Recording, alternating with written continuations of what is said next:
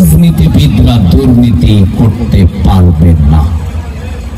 আমরা যারা রাজনীতিবিদ তারা যদি দুর্নীতি না করে কোন আমলারা দুর্নীতি করতে পারবে না।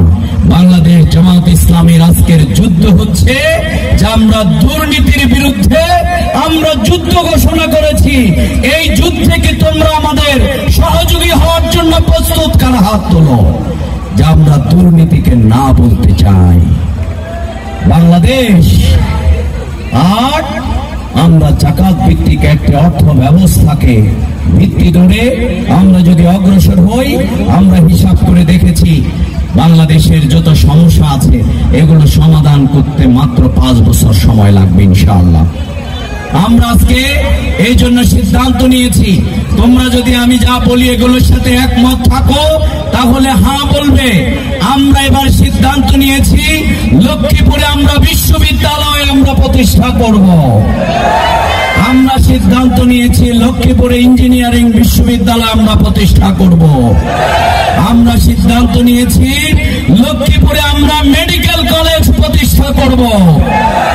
আমরা লক্ষ্মীপুরে রেল লাইন সংযোগ স্থাপন করে লক্ষ্মীপুরে উন্নত কল কারখানা আমরা প্রতিষ্ঠা করব, যাতে করে আমাদের ভাই বোনেরা গরু ছাগল বিক্রি করে জমি বিক্রি করে আর বিদেশে যেতে না হয়।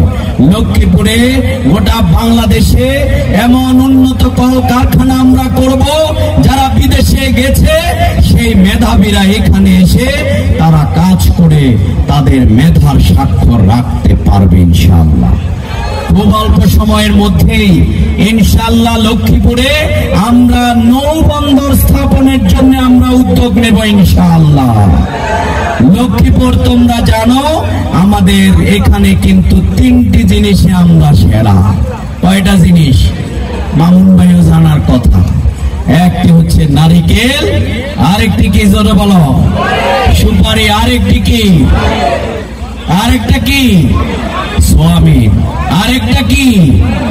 3টা না তো 4টা। আরেকটা হলো ইলিশ। তুমি দাঁড়াও, এই যে মাশাআল্লাহ এই ইলিশ খাই বেশি বলতে পারছি। তাহলে কয়টা জিনিস বলো? গোটা বাংলাদেশের মধ্যে এই লক্ষ্মীপুর হবে 4টি জিনিস বিদেশে রপ্তানি কারক হিসাবে ইকোনমিক জোন আমরা এখানে তৈরি করব ইনশাআল্লাহ। তোমরা কি চাও সেটি?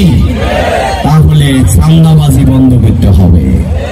চাঁদাবাজি কি তোমরা করো না বড় ভাইরা করে? এই বড় ভাই সিস্টেম বাদ দিতে হবে নাকি বলো?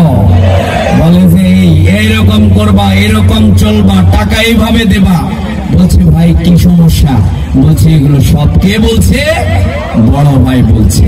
আমাদের জুলাই যোদ্ধারা জানিয়ে দিয়েছে আমাদের সব কিছুর উপরে মেধা বড়, আর বড় ভাই সিস্টেম বাংলাদেশে চলবে না। বাংলাদেশ ইসলামী ছাত্র শিবিরকে তোমরা আজকে জুলাই বিপ্লবে এই যোদ্ধারা ছাত্র শিবির যেমনি নেতৃত্ব দিয়েছিল, তেমনি ঢাকা বিশ্ববিদ্যালয়, চট্টগ্রাম বিশ্ববিদ্যালয়, জাহাঙ্গীরনগর বিশ্ববিদ্যালয়, আমার রাজশাহী বিশ্ববিদ্যালয়ে আমার ছাত্র ছাত্রী ভাই